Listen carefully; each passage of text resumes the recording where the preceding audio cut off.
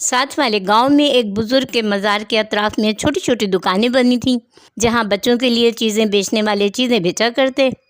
درگاہ پہ آنے والے قریب کی دکانوں سے فاتحہ کے لیے میٹھی چیزیں خریدتے، مزار پہ پھول چڑھانے والے وہیں سے پھول خریدتے۔ انہی دکانوں میں ایک دکان جمیلہ ماسی کی بھی تھی جو اپنے شوہر کے دنیا سے چلے جانے کے بعد پھول اگربتیاں بیچا کرتی۔ اب جمیلہ ماسی بھی بوڑھی ہو چلی تھی، اکثر بیمار رہنے کے سبب اب وہ دکان پہ کم ہی بیٹھتی تھی۔ اب پھول اگربتیوں کی دکان پہ اس کی بیٹی ہیرا بیٹھتی تھی۔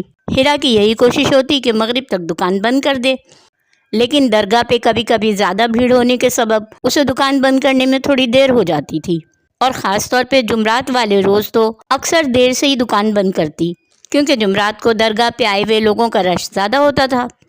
ایک جمعرات اس کی دکان پہ مغرب کے بعد ایک نوجوان پھول خریدنے اس کی دکان پہ آیا۔ ہیرا نے پھول اس کے حوالے کیے اور دکان بند کر کے تیز تیز قدموں سے اپنے گھر کی طرف چل دی۔ ساتھ والے گاؤں سے اس کے گھر آنے کے بیچ ایک چھوٹا سا جنگل پڑتا تھا۔ رات ہو چلی تھی، گھبراہٹ میں اس کا دوپٹہ سر سے کھسک گیا۔ اسے اچانک کسی کی گمبھیر آواز آئی، سر ڈھانکو۔ بوکھلاہٹ میں اس نے اپنے پیچھے دیکھا، دائیں دیکھا، بائیں دیکھا، لیکن اسے کوئی دکھائی نہ دیا۔ اس نے تو گھر کی طرف دوڑ لگا دی۔ ہانپتی ہوئی گھر میں گھسی تو ماں ہاتھ میں تسبیح لیے سامنے ہی کھڑی تھی۔ ارے کیا ہوا، اتنی بوکھلائی ہوئی کیوں ہے؟ ماں نے حیرانی سے پوچھا۔ کچھ نہیں اماں، پانی پلا دو۔ وہ سامنے پڑے پلنگ پہ گر سی گئی۔ ہیرا، ساتھ والے گاؤں سے تیرے لیے ایک اچھا رشتہ آیا ہے، بھائی عبید اللہ نے بتایا ہے۔ اور تجھے پتہ ہے بھائی عبید اللہ کی گاؤں میں کتنی عزت ہے، دیندار ہیں، اچھے لوگوں میں ان کا اٹھنا بیٹھنا ہے۔ وہ بتا رہے تھے لڑکے والے بڑے کھاتے پیتے گھر کے ہیں اور ایک ہی بیٹا ہے ان کا۔ ہیرا نے کوئی جواب نہ دیا۔ ماں اسے بتا کے کھانا نکالنے کے لیے برچی خانے کی طرف بڑھ گئی۔ وہ تو اس آواز پہ حیران تھی جو گھر واپسی میں اس کے کانوں سے ٹکرائی تھی۔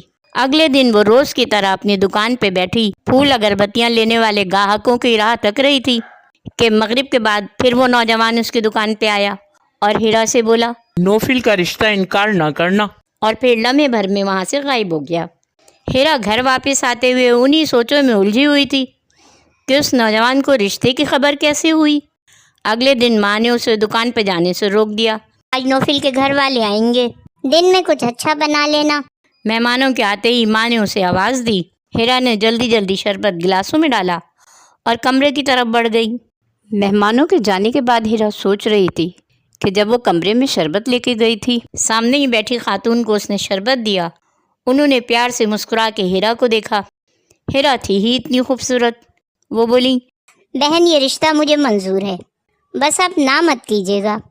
اور جیسے ہی ہیرا پیچھے پلٹی تو حیرت کا شدید جھٹکا اسے لگا، کیونکہ سامنے ہی وہ نوجوان بیٹھا تھا جو اس سے پھول خریدتا تھا۔ ہیرا کی ماں بولی، ارے نوفل بیٹا شربت تو لو۔ انہی سوچوں میں رات بھر ہیرا کو نیند نہ آئی۔ تہجد کا وقت ہو گیا۔ وہ وضو کر کے نماز پڑھنے لگی اور اس دوران اسے واضح اس بات کا احساس ہو رہا تھا کہ کوئی اور بھی ہے جو اس کے قریب ہی نماز پڑھ رہا ہے۔ آج بھی جمعرات تھی جب مغرب تک ہیرا کی دکان کے سارے پھول بک چکے تھے۔ ہیرا دکان بند کرنے ہی والی تھی کہ نوفل آ موجود ہوا۔ مجھے پھول دے دو۔ ہیرا بولی، پھول تو سارے ختم ہو چکے ہیں۔ نوفل نے کہا، یار ذرا دھیان سے دیکھ لو، پھول ہوں گے۔ ہیرا نے ٹیبل سے کپڑا ہٹا کے اسے یقین دلانا چاہا تو حیران رہ گئی۔ ٹیبل تو پھولوں سے بھری ہوئی تھی۔ اس نے گھبراہٹ میں سارے پھول شاپر میں ڈال دیے اور اس سے پیسے بھی نہ لیے۔ فوراً ہی دکان بند کر کے بغیر اس سے کچھ کہے سنے گھر کی طرف چل دی۔ نوفل قریب آیا اور اس کے کان میں بولا، جب بھی کسی بھی قسم کی مدد کی ضرورت ہو تو نوفل جن کہہ کے مجھے دل سے یاد کر لیا کرو۔ سارے راستے اس کے کانوں میں نوفل جن کی سنسناہٹ ہوتی رہی اور واضح محسوس ہو رہا تھا کہ کوئی ہے جو اس کے ساتھ ساتھ چل رہا ہے۔ گھر آ کے اس نے ماں کو بتایا۔ اماں نوفل ایک جن ہے۔ ماں برجستہ بولی، ارے لڑکی تیرا دماغ خراب ہو گیا ہے کیا؟ بھلا بتاؤ، اچھے خاصے لڑکے کو جن بنا ڈالا۔ ہیرا پھر بولی، اماں میری بات کا یقین کرو، میں تم سے جھوٹ نہیں کہہ رہی۔ پھر ہیرا نے نوفل کے پہلے دن سے ملنے کے بعد آج تک کی ساری باتیں ماں کو بتائیں اور کہا، اماں تم ہی بتاؤ، میں بھلا کیا جن سے شادی کروں گی؟ جن اور انسان کا کوئی جوڑ ہے کیا؟ پھر وہ مجھ سے شادی کرے گا، کوہقاف کی پہاڑیوں میں لے جائے گا تو تم کیا کرو گی؟ اس کی بات سن کے اماں دہل گئیں۔ ہائے میری بچی، یہ کیا کہہ رہی ہے؟ اماں کو تو ہول آنے لگے۔ अम्मा तुम चाचा उबैदुल्ला से बात करो और इस रिश्ते का मना कर दो। अरे भाई उबैदुल्ला को भी इस बारे में पता नहीं होगा, वरना क्या वो एक जिन का रिश्ता हमें बताते। अब मौलवी एहसानुल्लाह के पास चलते हैं, वो बड़े पहुँचे हुए हैं, तेरे बात की उनसे बचपन की दोस्ती है। अगले दिन जमीला हीरा को लेके एहसानुल्लाह के पास गईं। नौफिल के बारे में सारा कुछ बताया। मौलवी एहसानुल्लाह बोले, ये कोई शरीफ जिन है जो तुम लोगों को तंग नहीं कर रहा, और लड़की के लिए रिश्ता भेज के उसने ये भी बता दिया कि वो एक जिन है। उसने तुम लोगों को कोई धोखा नहीं दिया। हीरा बोली, लेकिन चाचा मैं जिन से शादी नहीं करूँगी। हीरा डरी हुई थी।